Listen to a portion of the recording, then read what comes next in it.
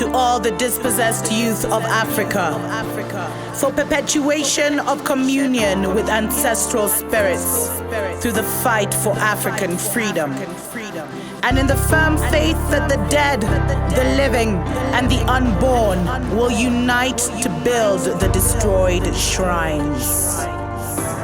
Selah. Hello and welcome, beloveds, to another episode of Ask Dr. Mumbi. My name is Dr. Mumbi Saraki. How you doing? How's everything going?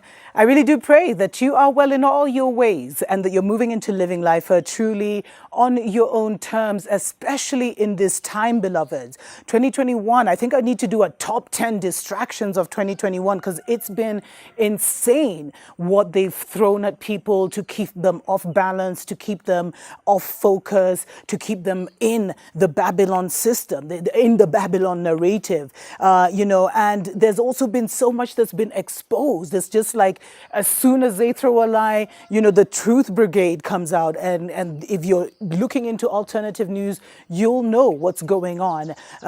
Special shout out to our Patreon family. Thank you so much for supporting us on that platform. If you would like to support the channel, then definitely consider joining us there. The links are down below. 100K. Thank you, family. Thanks for all the likes, the shares, and the comments. Despite the shadow banning, the message is getting to who it needs to get to, who it needs to get to. And don't be discouraged. Keep on keeping on. I've gotten a lot of messages, Facebook messages, Instagram messages from family who is really concerned about the mandates that have been released in Kenya, as of December 21st. If you haven't complied with the government mandate of taking the double Big Mac, then you will not be able to have access to, government, government services, etc., etc. So there was a lot of panic. I've seen a few videos, by our family, which is great. Videos of concern, etc., etc. There's been different prophets in Kenya that have released different messages, beloveds. But this is the hour when the rubber meets the road, when the wheat is separated from the chaff. There is not much we can say because of the level of censorship, but not even because of that. I really believe, beloveds, that, and I released a video on this earlier in the year, that we are in a season of like the exam. All the books have been closed. You know what I mean? All the, group work and group sharing and debating and, trying to figure out what the answers could be. All of that is done. And everyone is now in the exam hall for themselves, and it's up to you. You decide. I said this before. We're in a judgment season where you decide. Your judgment is the decisions you take. And there's no one you can blame for it. And there's enough information. It's like an open book exam, literally. Because there's so much information out there. That's part of the problem. But there's so much of the right information out there. There's so much that is being revealed by the minute, by scientists, by doctors. There's so much that's happening. There's so many, if you look at the alternative news, so much is going on, beloveds. It's a big war of minds. If we see, what's happening in Australia, we see what's happening in Austria, Netherlands. Is it Netherlands or Austria where, they've locked down the ones who aren't down with the system. But the thing is now, it's up to you, beloveds, to know where you stand. And I really believe, and I've been hearing the same message from different truth speakers, truth seekers, that we have passed the season of trying to convince anyone. And it is heartbreaking. But remember, we are a people that recycle. But we recycle at the level of our previous consciousness until a certain degree. So if we're still behind this veil, then we will continue to come here, and it's going to get more and more hard with where Babylon is taking the group consciousness. It's going to become harder and harder and harder to kind of, set ourselves free, because the freedom movement is mental. Setting ourselves free is a mental exercise. and coming back to how this world really works, because we've been taught nothing but gibberish, and we've been MK ultra, we've got Stockholm syndrome. These are the things we need to work from so that we can use our mind as it was meant to. And so I really believe, while I was away, and thanks for all the love while I was, on my little I don't even want to call it a vacation, because I'm just like, yo, that needs to be a way of life. That's how it's going to be, beloveds. Where because you're living so simple, you literally have little homes in different parts, and you can just pack everything up, the cats, the food, the children, and, the husband, and take off and go live by the beach for a couple of months.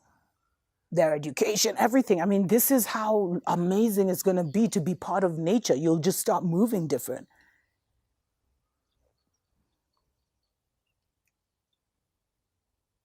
But while I was away, there's a house that I stayed at for a fellow Kenyan, lovely person. And he was telling me how he didn't know much. And that's the sad thing, because a lot of the people don't know the bigger agenda. But I feel like it's not about that even.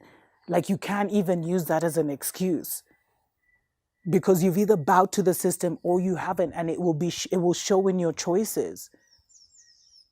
And in the future, there may be solutions, but there will be something that is lost or sacrificed. But he literally went 8 times to try get that double Big Mac. And every time, it's like they just finished the stock, they were closing. I mean, 8 times, beloveds. And and I had been, when he told me this story, because, we had a bit of a conversation, I enlightened him on a few things. When he told me that story, I realized, like, spirit really is in control, even of those who may not know what the greater agenda is. And if you listen to spirit, you know what to do. And this is the time when you turn off that external noise and you refuse to fall into the panic and the pressure, to feel the pressure, because Babylon is literally, trying to put people in between a rock and a hard place. And let's not try and be the first to do something. That's not what it's about now. If you're stuck between a rock and a hard place, try and be the last to do it. At least the very, very, very last, if you have to do it at all.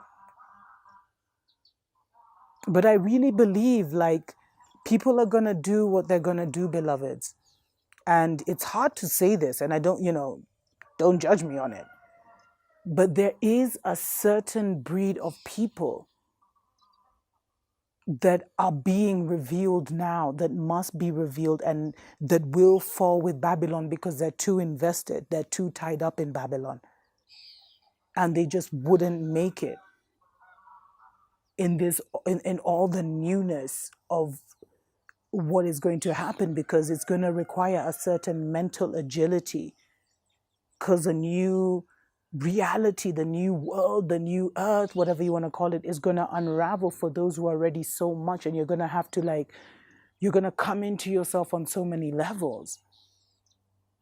And then you'll almost literally have to exist in both worlds, where you can still try and help your brothers and sisters, but it's like you'll be in this world, but is it in this world but not of this world, but on a deeper level where you're not even really, like, Babylon can't see you. And there's a meme that I saw that said, raise your vibration high enough where nothing of Babylon can touch you. And that's where many of us are getting to. And it's important to keep your vibes there, but people are going to make the decisions that they're going to make. So what we must do is prepare our hearts. The time for talking is over. Now everyone must sit that exam that will determine what world they go into. Because you see, it's beyond just a mandate, but it's to see how much of that spirit of transformation and change, how is that seed even in you? Because there's a certain generation and breed of our people, beloveds, that have kept us from our destiny with their, excuse if any children heard that, but with their nonsense, with their pettiness, with their low-level thinking and low-level ambitions, with their selfishness. And ironically, they're the same people, and they love Babylon, beloveds. They love Babylon, and these are the same people who have been the first to take that Babylon Kool-Aid, to try and impose it on others, to make their staff take it, to make their, to influence their friends to take it, and their family and their children and everything. But it's like it's phasing out a certain consciousness so that the new consciousness can thrive.